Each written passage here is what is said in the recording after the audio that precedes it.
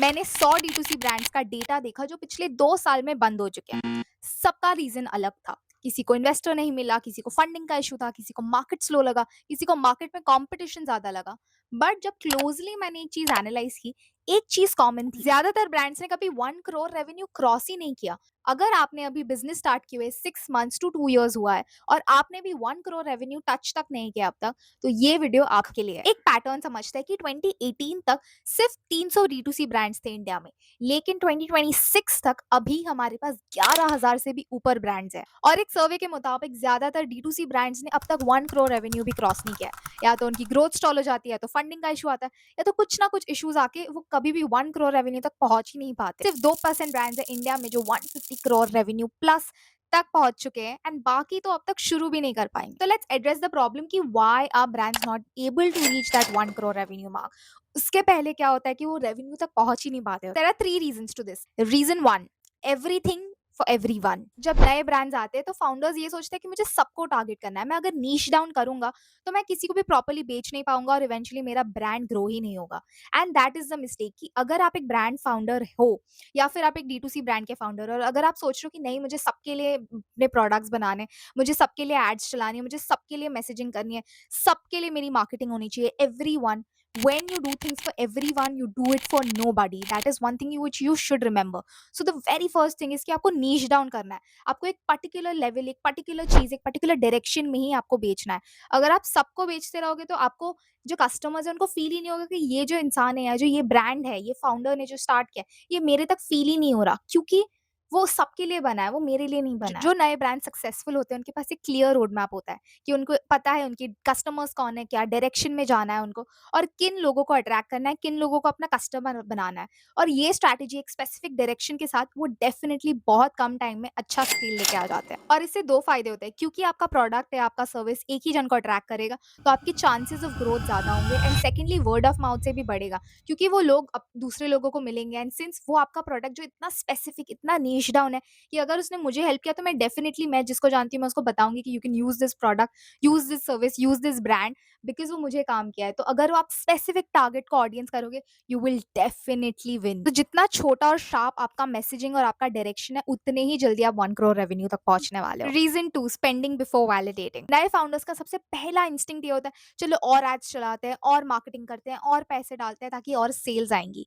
Which is where they go wrong. क्योंकि अगर आपने अपने मार्केट को एनालाइज ही नहीं किया, आप देख रहे हो कि अच्छा आपने कुछ एड्स चलाए, वो काम कर भी रहे हैं नहीं कर रहे, आपने उसका एनालिसिस ही नहीं किया, आप सिर्फ पैसे जलाते जा रहे हो अपने एड्स की तरफ, मेटा परफॉर्मेंस मार्केटिंग करके, तो आपका डेफिनेटली ब्रांड आइडेंटिटी भी बिल्ड नहीं होगा और आपके पैसे भी बर्न आउट होंगे। अगर आपका प्रोडक्ट क्लियरली एक्सप्लेन ही नहीं हो पा रहा है आपकी ऑडियंस तक, आपकी क्लियर स्पेसिफिक नीश डाउन ऑडियंस तक, तो आप अगर मेटा पे एड्स चलाते जाएंगे, पैसे जलाते जाएंगे, then you are actually just wasting money. जो ब्रांड स्मार्टली शुरू करते हैं वो अपनी टाइट नेट कम्युनिटी, अपने फैमिली, अपने फ्रेंड्स, उनके तरफ अपने प्रोडक्ट और सर्विसेज तक जाते हैं। वो देखते हैं कि इनको पसंद आ रहा है कि नहीं, या तो एक small testing community, small group of people तक ये पहुंचाते हैं, ताकि उनको समझता है कि मेरा जो प्रोडक्ट या सर्विस है वो मार्केट में चाहिए भी नहीं, लोगों को जरूरत भी है कि नहीं। That is how you actually understand you validation, the product का वैलिडेशन या सर्विस का वैलिडेशन इन द मार्केट।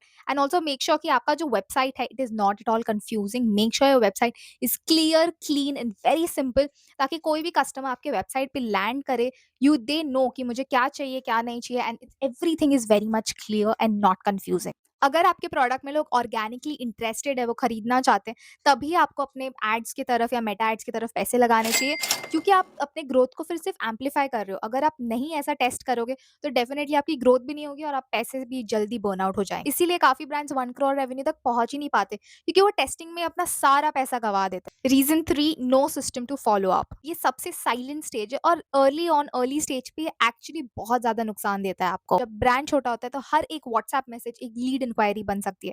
अगर आपका कस्टमर पूछ रहा है कि ये प्रोडक्ट की क्वालिटी कैसी है, ये डिलीवरी कितने दिन में होगी, क्या इसका रिफंड होगा, ये कितने टाइम तक चलेगा, कुछ भी ऐसे क्वेश्चंस आपका कस्टमर पूछ रहा है, that is actually a lead inquiry, because they are genuinely interested in that product. And आपको इनफैक्ट वो कस्टमर को रिटेन करने पे ज्यादा फोकस करना चाहिए। लेकिन छोटे ब्रांड्स में अक्सर marketing, inquiry, customer replies, packaging, ये सारी चीजें जो है एक ही इंसान संभाल रहा होता है। इसलिए काफी बार ये जो रिप्लाईज हैं, ये जो कस्टमर के क्वेश्चन है, वो काफी बार आपसे छूट जाते हैं, which will actually actually give a really wrong impression.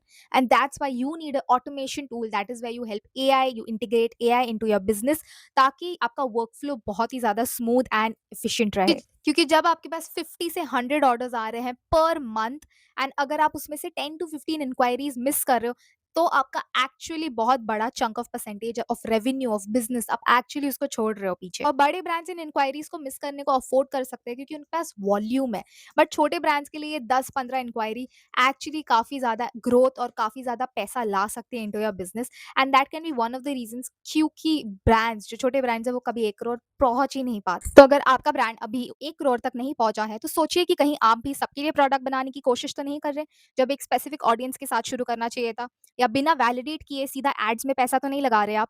और क्या आप हर जेन्युइन इंक्वायरी को टाइम पे जवाब दे रहे हैं कि वो साइलेंटली मिस हो रही है? तो अगर आपके भी कस्टमर्स व्हाट्सएप पे इंक्वायरीज देते हैं और आप उनको टाइम टू टाइम रिप्लाई नहीं दे पाते, एंड उनकी इंक्वायरीज एक्चुअली में मिस हो जाती है, तो definitely check out Beta X Lab, because it is automation CRM tool which will help you to manage leads and eventually grow your business.